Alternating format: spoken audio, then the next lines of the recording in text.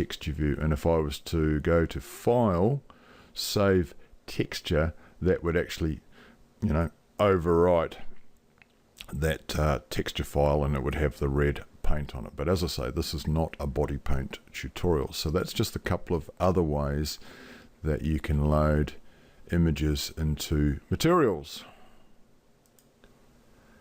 The other thing that I want to show you before moving on to the next sort of lengthy section is you can reuse textures. Say you want to use a texture in another material or in another channel. You don't have to keep reloading it. You can reuse the same texture. I'll show you what I mean. Let's just create a cube.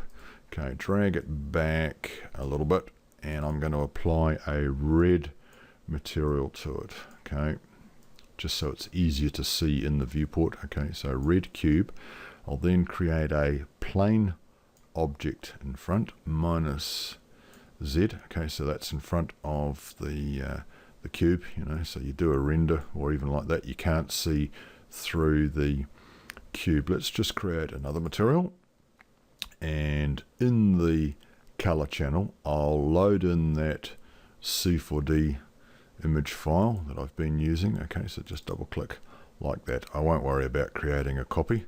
Okay, if I apply that material to the plane object, you know, even without doing a render, we can't see the cube. You know, if we spin around like that, you can't see through it. Now I can load the same image into the alpha channel. So I want to make the white part of the you know, the plane transparent. Now we do have a tutorial on alpha channel, so I'm not going to sort of spend any time on it. So I do encourage you to watch the alpha channel tutorial, although we might use alpha channels a little bit later on. Now, so I want to make the white area transparent, so I'll click on the material to bring up the settings. So I want to get an alpha channel. So to do that, I've got to come over here onto basic, click that, and enable the alpha channel. Okay, there, and then I get an alpha channel tab, click that, and I want to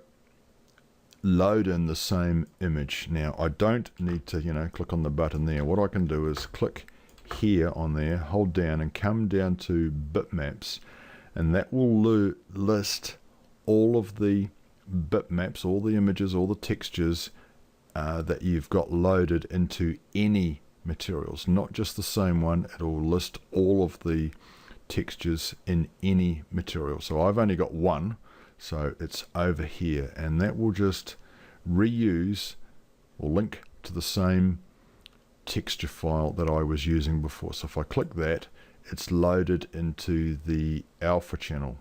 Now in this particular case I need to invert it. You can see we're seeing through only the black part. I want to invert it so that the white areas, so normally with alpha channels, black areas are transparent, white areas are opaque. So I need to reverse things in this particular case. Okay, so just invert that. Okay, you can see the edges are a little bit sort of rough. Remember what I showed in the first tutorial, the you know, getting started with materials. Just come to the editor tab and you can change that texture preview size, and that will just sharpen things up. The default is very low, so just crank that up to, you know, 2048 by 2048, and it'll just make it sharper in the viewport. I'll just come to the render settings, anti-aliasing, I'll put it on best. So if I do a render, you know, we don't even need to do a render. You can see the white area is now transparent. Do a render, and there, like that. Okay, so where the white area is completely transparent. So that's just how you can reuse a material. So if we even click on the red one there, you know, if I want to use that C4D in the bump channel, so let's just do it. Okay, click on the basic tab. I'm going to enable the bump channel. Click on the bump tab, and just here, you know, click on there.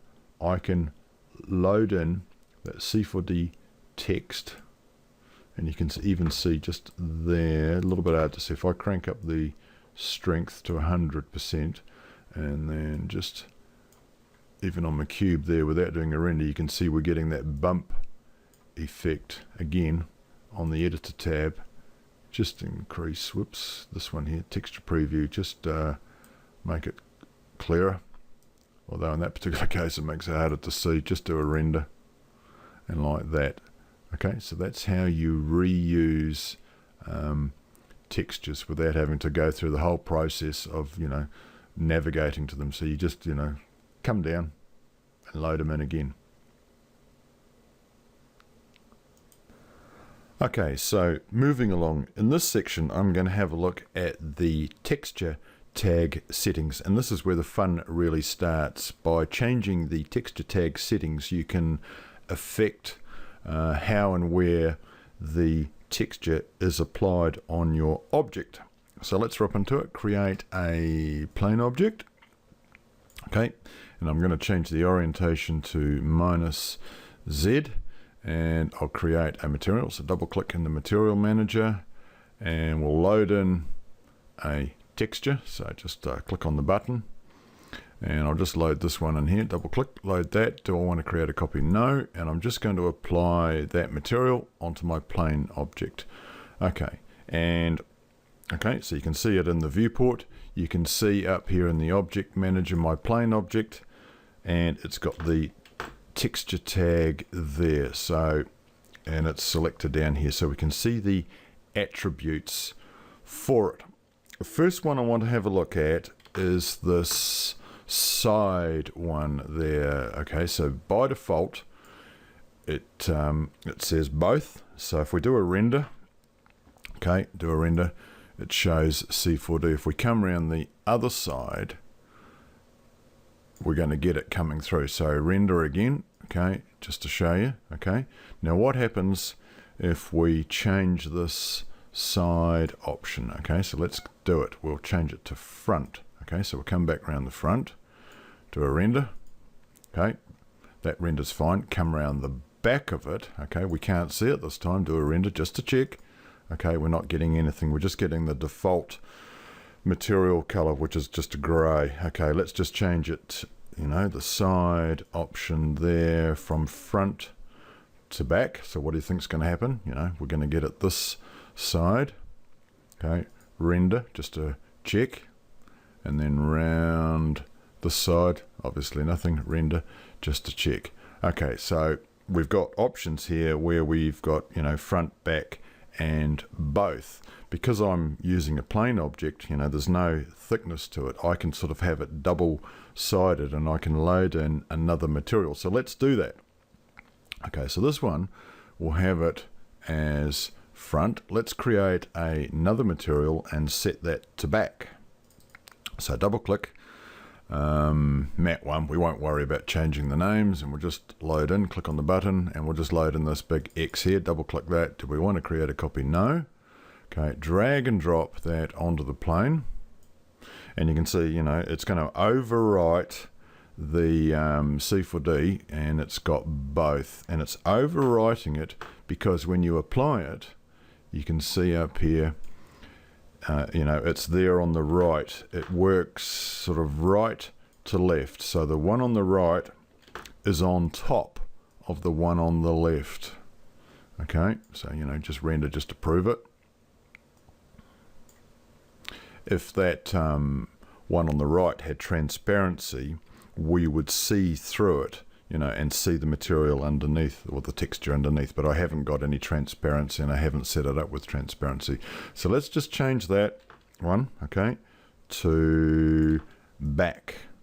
Okay, so on the front, you can see now we're seeing the one that, you know, this one here. So if I click on the tag there, click there, the C4D one is set to front, okay, and the X one, click on the tag, it's set to back, and just render just to prove it. X on the back, spin around the front, and render. Okay, so that was on a plane object. What happens if we've got an object with some depth? Well, let's try it and see. So we'll delete the plane object, okay, and we'll create a cube, okay, and we'll apply the C4D onto the cube, okay, And, we get it like that on all sides. I'm going to